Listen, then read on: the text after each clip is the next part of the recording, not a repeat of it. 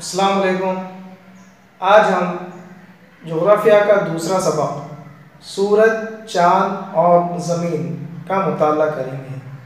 तो चलिए सबक शुरू करते हैं। हमारे निज़ाम शमसी में तमाम सैयारे सूरज के गिर्द गर्दिश करते हैं। हमारी ज़मीन भी सूरज के गिर्द गर्दिश करती है। इसी के साथ वो अपने महवर पर भी गर्दिश करती है। जिस तरह से ज़मीन सूरज के गिर्द गर्दिश करती है, उसी तरह से चाँद ज़मीन के गिर्द गर्दिश करता है। चाँद की गर्दिश। ज़मीन की तरह चाँद की भी महवरी और मदारी गर्दिशें हैं। चाँद अपने ख़ुद की गिर्द गर्दिश करते करते ज़मीन के गिर्द भी घूमता है और ज़मीन सूरज के गिर्द गर्दिश करती है। इस तरह चाँद आज़ादाना तौर पर सूरज के गिर्द गर्दिश ना करते हुए भी बिलवास्ता सूरज के गिर्द गर्दिश करता है। चाँद की महवरी और मदारी गर्दिश का वक्फ़ा यकसा है, इसलिए हमें चाँद का हमेशा एक ही रुख नज़र आता है। ज़मीन की तरह चाँद के मदार की शक्ल भी बैज़वी है।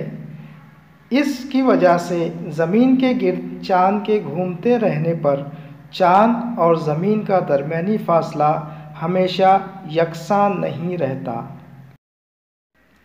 जब चाँद ज़मीन से ज़्यादा करीब होता है तो चाँद की इस हालत को हज़ीज़ क़मरी या क़ुर्ब क़मरी कहते हैं।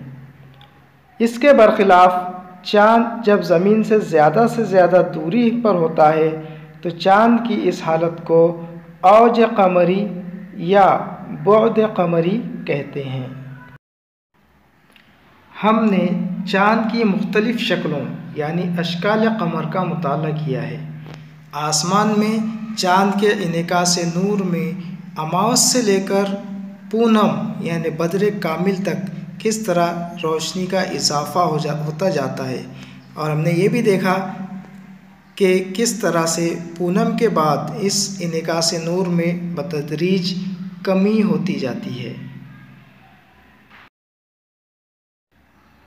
अमावस से लेकर पूनम तक चाँद की शक्ल बढ़ती जाती है। इस अरसे को अरसे मुतज़ायिदुन नूर कहते हैं।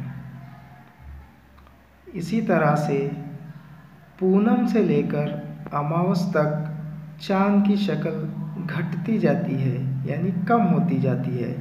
इस अरसे को अरसे मुतनाक़िसुन नूर कहते हैं। हम ज़मीन से आसमान में चाँद की मुख्तलिफ़ शक्लों का मुशाहिदा करते हैं। ये चाँद के रोशन हिस्से होते हैं। ये रोशन हिस्से चाँद पर पड़ने वाली सूरज की रोशनी की वजह से हमें नज़र आते हैं। चाँद ज़मीन के गिर्द गर्दिश करते करते पूनम के रोज़ सूरज के मुखालिफ सिमत में होता है, जबकि अमावस के दिन चाँद ज़मीन और सूरज के दरमियान होता है। अरसे मुतज़ायिदुन नूर और पहली तरबी के दिन चाँद ज़मीन और सूरज इनके दरमियान 90 दर्जे का ज़ाविया बनता है। इस वक्त हमें चाँद के रोशन हिस्से का आधा हिस्सा ही नज़र आता है, इसलिए आसमान में चाँद निस्फ़ दायरे की शक्ल में दिखाई देता है।